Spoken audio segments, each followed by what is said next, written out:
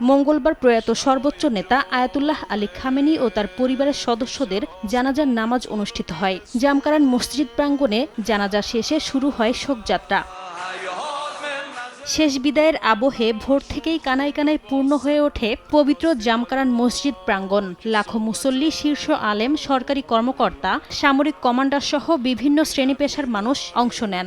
যেখানে ছিল তুরস্ক, ইরাক, পাকিস্তান ও আফগানিস্তান থেকে আসা শোকাহত প্রতিনিধি দলও। পরে সেখান থেকে হযরত ফাতিমা মাসুমা সাল্লাল্লাহু আলাইহি ওয়াসাল্লামের মাজারের উদ্দেশ্যে মরদেহ বহনকারী শোকযাত্রা বের হয়। ইরানের জাতীয় পতাকা ও প্রতিশোধের প্রতীক লাল পতাকা হাতে লাখো মানুষ সেই শোক মিছিলে যোগ দেন।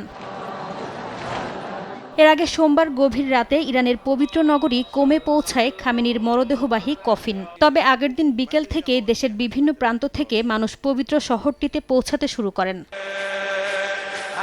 কোমে শেষ বিদের আনুষ্ঠানিকতা শেষে বুধবার প্রতিবেশী ইরাকে নেওয়া হবে খামেনির মরদেহ। সেখানে পবিত্র নগরীর নাজাফ ও কারবালায় প্রিয় নেতার স্মরণে শোকযাত্রা ও জানাজা আয়োজনের কথা রয়েছে। পরে মরদেহ ইরানের উত্তর পূর্বাঞ্চলের মাশহাদে নেওয়া হবে। জন্মস্থান মাশহাদেই আগামী বৃহস্পতিবার রাষ্ট্রীয় মর্যাদায় দাফন করা হবে খামেনিকে।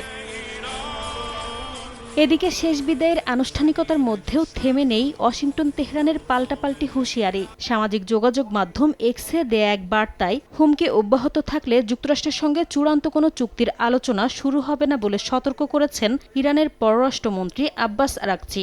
জানান, কোনো হুমকি ইরানের জনগণ বা সশস্ত্র বাহিনীকে দমাতে পারবে না। এর আগে রোববার ইরানের সঙ্গে চুক্তি না হলে সামরিক ব্যবস্থা নেয়ার হুঁশিয়ারি দেন মার্কিন president Donald Trump. Nasrin Rumi, সময় সংবাদ।